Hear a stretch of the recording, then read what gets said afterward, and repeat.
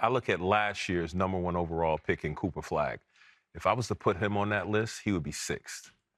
You will put Cooper Flagg behind all 5 of those. Behind all 5 of them. Koa Pete, Peterson, Caleb Wilson, everybody. Just from a skill set. All right, ball into Cooper with 46 points. A 3 would tie it. That's what he takes. Are you kidding me? He breaks the record previously held by Brandon Jennings for youngest player ever to score 50 points in a game. LeBron James is now 3rd on that list. And get to the basket or make a play. Good call, Jamal. There's a 40-point game for Cooper Flagg. He's got 41. Timeout. A 40-point game for Cooper Flagg. He's got 41. Timeout. Impressive. Very nice. Those guys will still be at the top of the list. Mash. I thought Cooper Flagg had some holes in his game. When discussing the elite young talent in the NBA, specifically players aged 25 and under, the conversation usually begins with names like Victor Wembanyama, Anthony Edwards, and Cade Cunningham. Most fans agree these players headline the under-25 category. However, just beneath that top tier, one name is rapidly climbing the ladder: Cooper Flagg. His upside appears limitless. In his rookie campaign alone, he has exceeded every expectation, putting up 21.1 points, 6.6 rebounds, and 4.6 assists per game while shooting 47% from the field. What makes this even more impressive is that he's still a teenager, already ranking 23rd in league scoring, right behind All-Star Brandon Ingram. That's good news.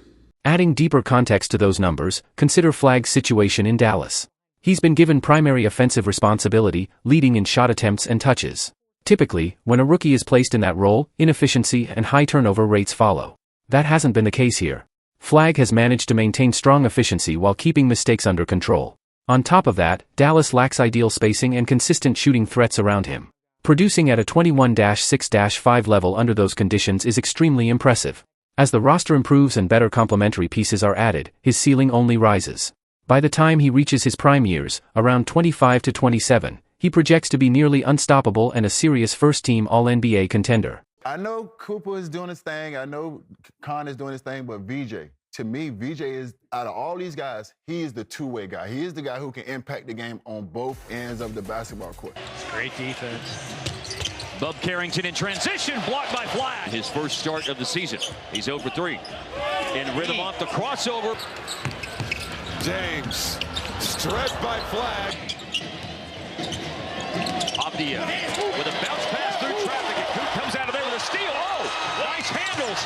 Cuts to the basket. Euros and finishes. But if I'm starting a team, I'm starting my team with a two-way guy. That's just me. Okay. I'm starting my team with a two-way. From a team-building perspective, starting with a two-way player like Flagg is a no-brainer. Entering the league, his passing ability, court vision, and willingness to make the right play were already expected strengths.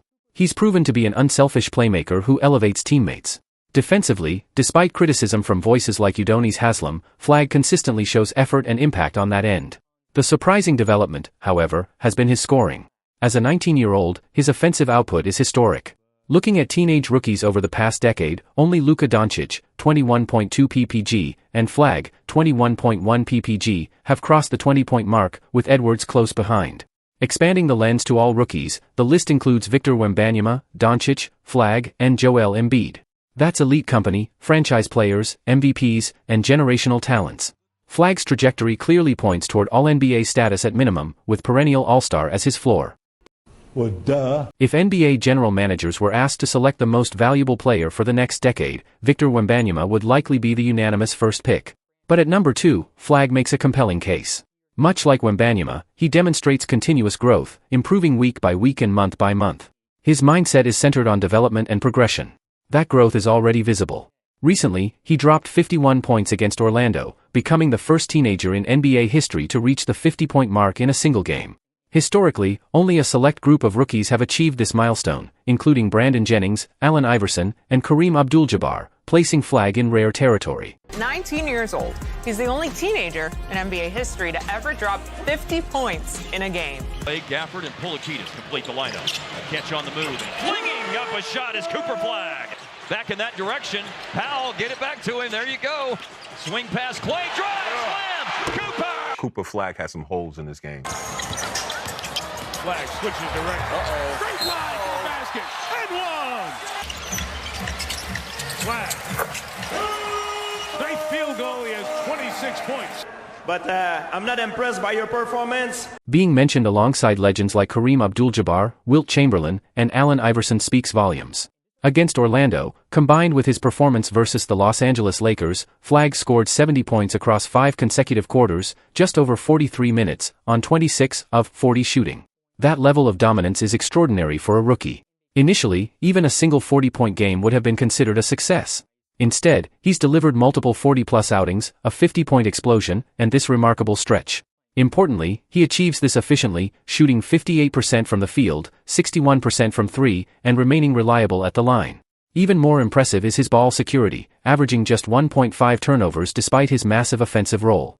So Cooper Flagg lit up the Lakers. His last 2 games, he's averaging 48 points, 61% three-point shooting, 92% free throw shooting. Youngest active player in the NBA. I played with him in Phoenix my last year, and he said, I got LeBron in my... being a point guard out there. Good shot. The matchup, Flagg on LeBron. Now the switch, Flagg goes, gets, and won. Regular season and on into the playoffs. Flagg on the drive to the basket and won. That's the best basketball player at 17 I think I've ever seen. He's the best teenager I've ever seen in the NBA. And we said this when he was in college. He plays real defense. Thank you. Watching the film, it's clear Flagg already possesses a complete offensive arsenal. His three-point shot is reliable, his mid-range pull-ups are polished, and he's comfortable with floaters, fadeaways, and finishes at the rim. For a rookie, that versatility is rare. His improvement over the season has been anything but typical. Over the past decade, no rookie has recorded more 40-point games in a single season than Flagg, with 4, surpassing players like Donovan Mitchell and Anthony Edwards. In terms of 30-point games, only Victor Wembanyama ranks ahead, with Flagg right behind. Now, looking at the Rookie of the Year race against Con Newpel, both have had outstanding seasons. However, the distinction is clear: Newpel's year is excellent, while Flagg's is historic. In most draft classes, Newpel would easily win the award, but not this one. Team success has never been a decisive factor for Rookie of the Year, as seen with winners like Kevin Durant, Kyrie Irving, Michael Carter-Williams, Andrew Wiggins, and Karl Anthony Towns. Ultimately, individual performance defines the award. Flagg leads his class in scoring and assists, ranks near the top in steals and rebounds, and dominates in high-scoring performances, including 30, 40, and even 50-point games. Among the top scoring performances of this rookie class, he owns nearly all of them. That dominance is why he stands as the clear Rookie of the Year. Newpel is impressive, but Flagg is generational.